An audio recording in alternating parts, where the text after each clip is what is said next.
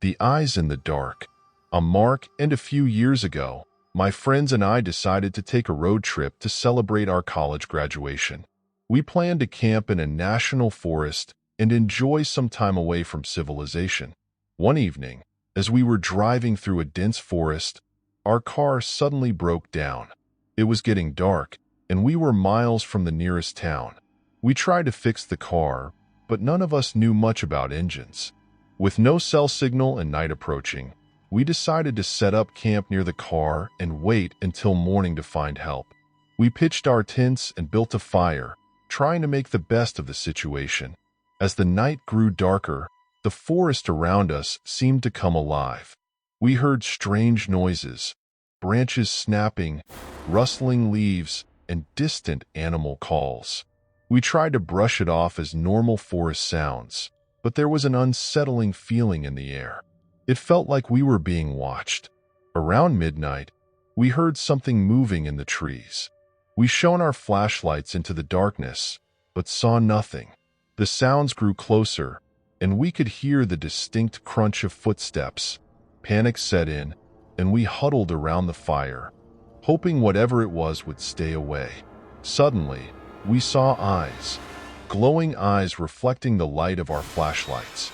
They were everywhere, surrounding our camp.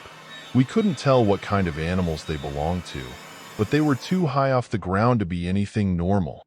The eyes stared at us, unblinking, and we could hear low growls and whispers. One of my friends, Tom, decided to investigate. He grabbed a flashlight and a stick and walked towards the eyes. We watched in fear as he disappeared into the darkness. Moments later, we heard him scream.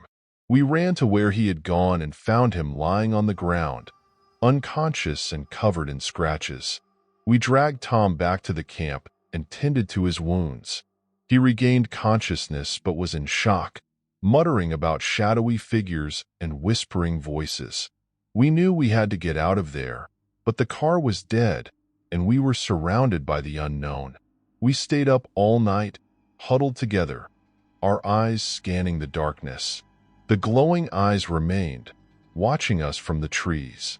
By dawn, the eyes had vanished, and the forest was eerily silent. We decided to leave the camp and walk to the nearest town.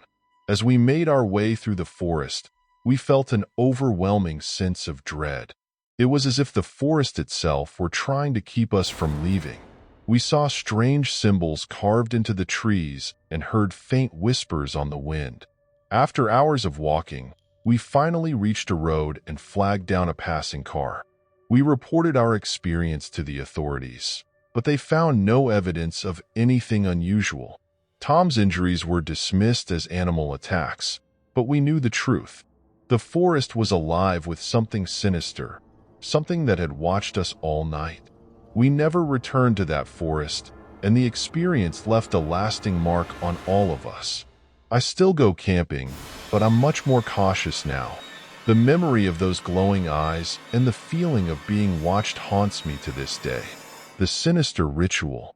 My name is Jessica, and last year, I decided to take a solo road trip to clear my mind after a tough breakup. I wanted to get away from the city and find some peace in nature. I was driving through a dense forest in the Pacific Northwest when my car suddenly broke down. It was late afternoon, and I was miles from the nearest town. I tried to start the car, but the engine was completely dead. With no cell signal and night approaching, I decided to find help. I grabbed my backpack and started walking down the road, hoping to find a ranger station or another traveler. As I walked, the forest grew darker and more menacing. The trees were tall and twisted, their branches forming a dense canopy overhead. I heard strange noises, rustling leaves, snapping branches, and distant whispers. The air was thick with an eerie silence, and I felt an overwhelming sense of dread.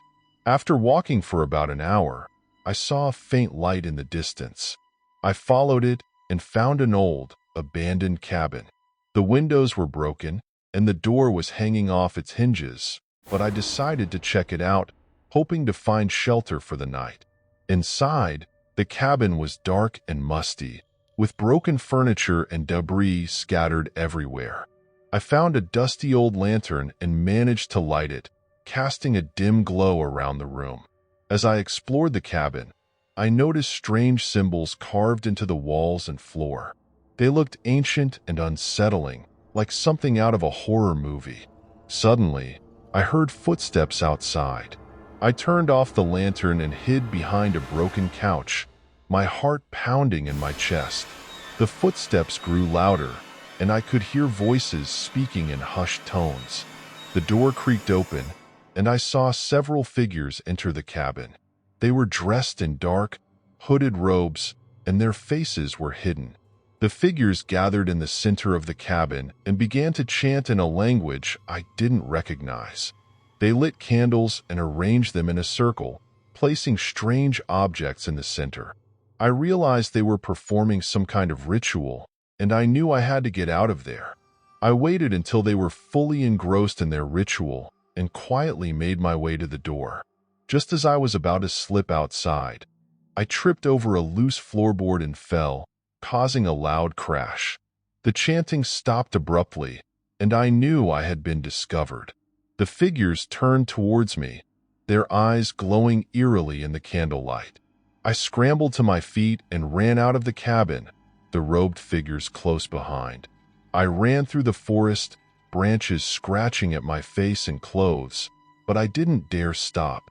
The chanting grew louder, echoing through the trees, and I felt as if the forest itself were closing in on me. After what felt like hours of running, I finally stumbled onto the road. I saw headlights in the distance and flagged down a passing car. The driver, an elderly man, stopped and helped me into his car. I told him what had happened, and he listened in silence, his face pale. He drove me to the nearest town and insisted I report the incident to the authorities. They took my statement but found no evidence of the robed figures or the ritual. The cabin, they said, was just an old abandoned structure, and they dismissed my story as a result of stress and fatigue. But I knew what I had seen was real. The memory of that night haunts me, and I can still hear the chanting in my dreams. I never went back to that forest, and I'm much more cautious now when traveling alone. The experience left a lasting scar, a reminder of the sinister forces that lurk in the most unexpected places.